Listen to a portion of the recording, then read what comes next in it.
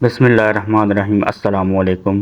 حضرت عثمان غنی رضی اللہ تعالیٰ عنہ کے زمانے میں مسجد کو پختہ بنایا گیا تو بہت سے صحابہ نے اعتراض کیا اور کہا کہ حضور صلی اللہ علیہ وآلہ وسلم کی مسجد کو اسی حالت میں رہنے دو جس حالت میں حضور صلی اللہ علیہ وآلہ وسلم کے زمانے میں تھی، وہی کچی دیوار میں اور وہی کچی چھت اور کچی زمین۔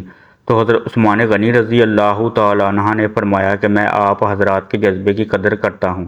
بہت سارے احباب مسجد کو قدیم حالت پر رکھنا چاہتے ہیں۔ حضور صلی اللہ علیہ وآلہ وسلم کے زمانے میں غربت زیادہ تھی، آج مسلمانوں کی حالت اچھی ہے اور مسلمانوں کے پاس حکومت ہے اور مسلمانوں نے اپنے رہنے کے لیے عظیم الشان مکان بنا لیے ہیں۔ اگر کسی مسلمان کے دل میں یہ بات آ جائے کہ مسجد سے اچھا تو میرا گھر ہی ہے تو اللہ ناراض ہو جائے گا۔ میری رائے ہے کہ اللہ کا گھر بندوں کے گھر سے اچھا رہے تاکہ اللہ کے گھر کی عظمت ہمارے دلوں میں پیدا ہو۔ حضرت عثمان غنی رضی اللہ تعالی عنہ نے سب سے پہلے مسجد کو پختہ بنایا۔ الحمدللہ پوری دنیا میں مسجدیں پختہ ہونے لگیں، بڑی بڑی عمارتیں تعمیر ہونے لگیں۔ دنیا میں لاکھوں کروڑوں مساجد تعمیر ہو رہی ہیں۔ ان میں نماز پڑھنے والوں کو، امداد کرنے والوں کو اور محبت بڑی نظروں سے دیکھنے والوں کو اللہ نے اپنے خاص بندوں میں شامل کرنے کا وعدہ کر رکھا ہے۔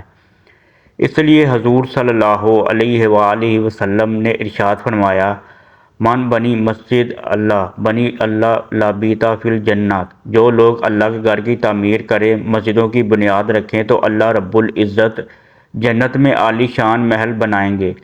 دنیا میں آپ مسجد مٹی اور چونے کی بنائیں گے، اینٹ کی بنائیں گے، لیکن اللہ کا احسان دیکھیے کہ جنت میں جو محل ہوگا اس کی اینٹ سونے اور چاندی کی اور گارا مشک و عنبر کا ہوگا۔